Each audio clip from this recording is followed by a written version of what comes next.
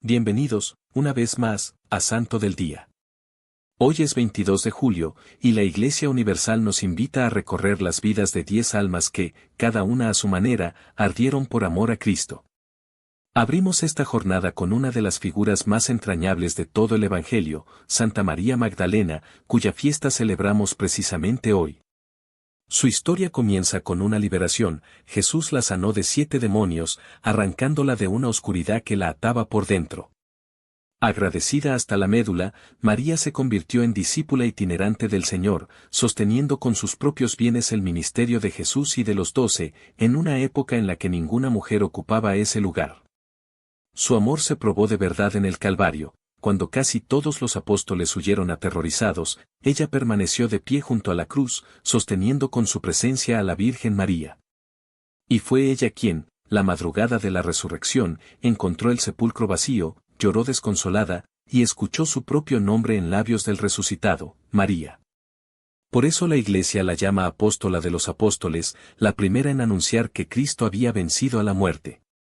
Hoy es patrona de quienes buscan una segunda oportunidad, de los que cargan un pasado doloroso y anhelan ser llamados por su nombre, como ella, y comenzar de nuevo. Ese mismo 22 de julio, pero muchos siglos después, en 1679, otro capítulo de entrega se escribía en Gales, el de San Felipe Evans, cuya fiesta también celebramos hoy. Felipe nació en Manmes en 1645, un joven alegre, talentoso con el arpa y apasionado del tenis, que tenía por delante una vida cómoda. Pero como las leyes penales le impedían formarse en la fe católica en su propia tierra, viajó en secreto al continente, ingresó en la Compañía de Jesús y fue ordenado sacerdote en Lieja. En 1675 regresó de incógnito al sur de Gales y durante 4 años vivió clandestino, cambiando de refugio en refugio para poder celebrar la Santa Misa. Cuando estalló la histeria del llamado complot papista en 1678, pusieron precio a su cabeza. Le avisaron que huyera, y él se negó a abandonar a su rebaño. Fue traicionado, capturado y encerrado en la gélida Torre Negra del castillo de Cardiff. Allí, en vez de desesperar, cantaba oraciones y tocaba su arpa. Incluso al conocer la fecha de su ejecución, la celebró tocando música. El 22 de julio de 1679 caminó al cadalso de Pjalov, declaró ante la multitud su amor inquebrantable por Dios, y fue ahorcado y descuartizado. Hoy es recordado como patrono de los músicos y de quienes deben elegir entre la comodidad y la fidelidad a su fe, enseñándonos que el gozo interior no depende de las circunstancias, sino de a quien se le entrega el corazón. Junto a Felipe Evans, en esa misma celda del castillo de Cardiff, esperaba otro hombre que había entregado su vida entera al mismo silencio y a la misma entrega, San Juan Lloyd, sacerdote también celebrado hoy. Nacido en la montañosa región de Breconsire, en Gales, Juan no eligió la vida monástica, sino el sacerdocio secular, y para prepararse tuvo que emigrar hasta el Colegio Inglés de Valladolid, en España, donde en 1649 prestó el solemne juramento misionero sabiendo que regresar a su tierra lo convertiría en un fugitivo condenado a muerte. Y aún así regresó, en 1654, iniciando una de las resistencias más largas y silenciosas de la historia de la Iglesia en Gran Bretaña, 24 años escondiéndose en los llamados priest halls de casas nobles católicas, bautizando y celebrando misas de madrugada, siempre a un paso de ser descubierto. Fue capturado en Penginé en noviembre de 1678, ya casi anciano, y llevado a las mismas mazmorras donde compartió sus últimos meses con el joven y vibrante Felipe Evans, complementando con su temple sereno el ardor de su compañero. Fue condenado únicamente por permanecer en el país como sacerdote católico. Subió al patíbulo de Pjalov poco después que Felipe, perdonando genuinamente a sus verdugos. Hoy nos recuerda que la fidelidad silenciosa, sostenida durante décadas sin reconocimiento ni aplauso, también es una forma altísima de heroísmo, y es patrono de quienes deben perseverar en el anonimato.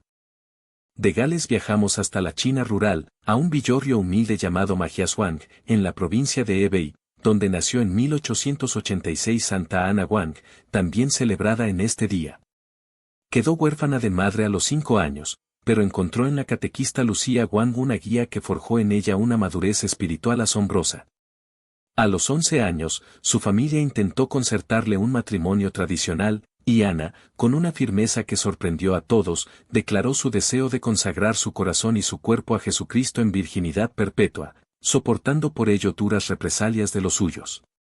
En julio de 1900 estalló en su aldea la violencia de la rebelión de los Boxers, la milicia anticristiana quemó la capilla e incendió las casas, arrastrando a los católicos al centro del pueblo con una exigencia brutal, pisotear la cruz y renegar de la fe o morir decapitados. Ana, con apenas 14 años, permaneció serena incluso cuando le ofrecieron el perdón a cambio de la apostasía. El 22 de julio, arrodillada frente a los restos de su iglesia, entregó el cuello al hacha rezando por el alma de sus propios verdugos. Su testimonio de pureza y valentía conmovió para siempre a la iglesia en China.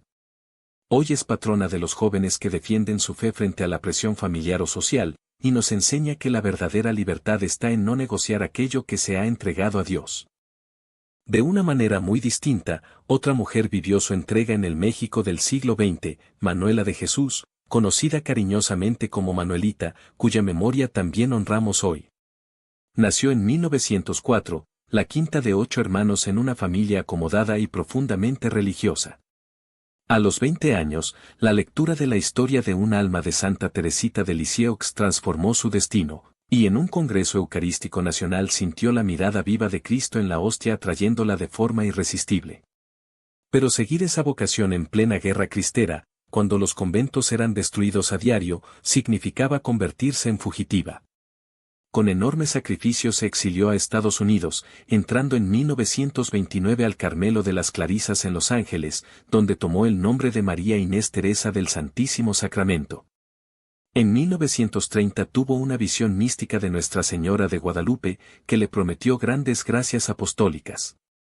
Sintiendo que la clausura no agotaba su llamado, regresó valientemente a México y, venciendo hostilidades políticas y económicas, fundó las Misioneras Clarisas del Santísimo Sacramento, uniendo la contemplación eucarística con un evangelismo audaz. A pesar de su salud frágil, era descrita por su sonrisa perenne y recorrió el mundo fundando clínicas, orfanatos y escuelas rurales en 14 países. Murió en Roma el 22 de julio de 1981, tras meses de intenso sufrimiento físico. Es un ejemplo luminoso de que la vida contemplativa y la acción misionera pueden nacer del mismo fuego, y nos recuerda que ningún sacrificio ofrecido por amor a Dios se pierde jamás. También en un 22 de julio, pero en 1493, y curiosamente en el mismo día dedicado a Santa María Magdalena con quien abrimos este recorrido, entregó su alma a Dios el beato Agustín, de la poderosa familia Fangi de Biella, en el Piamonte italiano. Su destino parecía escrito de antemano, administrar bienes y sellar un matrimonio de prestigio. Pero al escuchar predicar a los frailes dominicos sobre la pobreza evangélica, quedó profundamente tocado y decidió vestir el hábito de la orden de predicadores. Agustín se distinguió por una entrega tan absoluta a la oración que caía en éxtasis prolongados. Su fortaleza espiritual se hizo visible cuando debió someterse a una cirugía dolorosísima sin anestesia alguna, y no profirió un solo lamento, explicando después que su mente había descansado tan intensamente en los misterios de la pasión del Señor que el dolor no lo alcanzó. Como prior en Soncino, reformó la disciplina de su comunidad únicamente con el peso de su ejemplo y su tolerancia. Era además un intercesor carismático. Se cuenta que, al ver llorar a un niño por haber roto una jarra de vino, recompuso el barro y volvió a llenarla con la fuerza de su oración. Tras 10 años finales de contemplación en Venecia, murió el 22 de julio de 1493.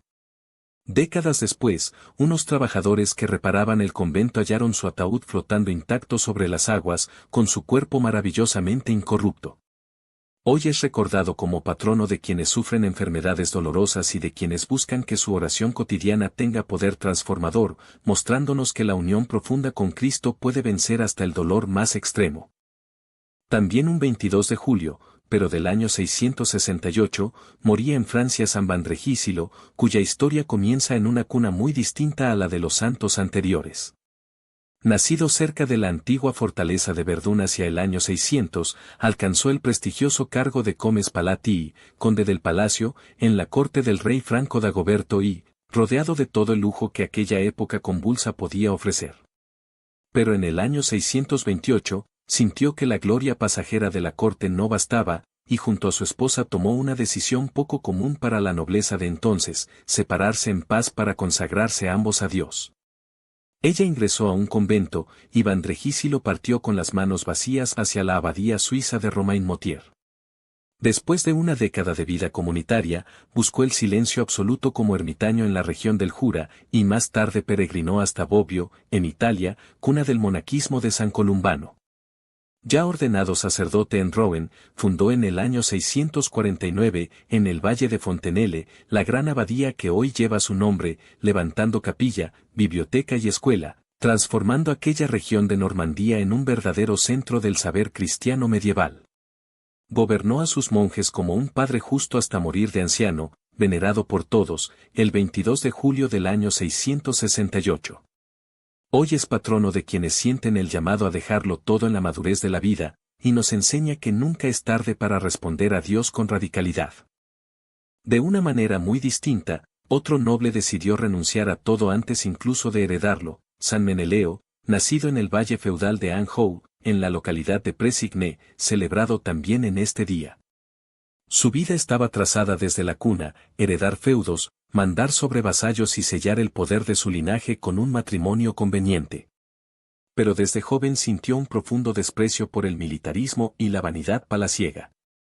Cuando se acercaba el día de su boda forzada, Meneleo convocó a su escudero y amigo más fiel, Sabiniano, y juntos protagonizaron una fuga nocturna, atravesando territorios en secreto hasta refugiarse en los riscos escarpados de la región francesa de Auvernia.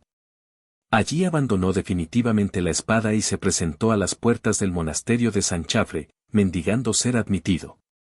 Como prueba a su orgullo de noble, fue sometido durante años a las tareas más humildes, fregando suelos y cargando piedras bajo disciplina estricta, humillaciones que abrazó con una docilidad sobrenatural. Su conversión interior fue tan evidente que el obispo de la región le confió una misión enorme, reconstruir la abadía en ruinas de Menat. Convertido en constructor de almas y de piedras, reunió una nueva comunidad monástica en torno a Menat, viviendo siempre en la celda más pequeña y pobre para dar ejemplo, hasta su tránsito final al cielo como pilar vitalicio de la Orden de San Benito. Hoy es patrono de quienes deben renunciar a un futuro cómodo para seguir su verdadera vocación, y nos recuerda que la humildad elegida libremente es el camino más seguro hacia la santidad. Retrocedemos ahora varios siglos, hasta el año 279, cuando la enorme responsabilidad de gobernar la diócesis de Antioquía recayó sobre San Cirilo, también recordado hoy. No eran tiempos pacíficos, además de atender la fe de miles de fieles sirios, las intrigas romanas amenazaban con desmoronar a la Iglesia, y las disputas teológicas internas dividían a la congregación. Cirilo gobernó con gran sabiduría y caridad, y fue especialmente alabado por buscar reconciliar a clérigos que habían sido injustamente exiliados por conflictos menores, priorizando siempre la unidad cristiana por encima del rencor.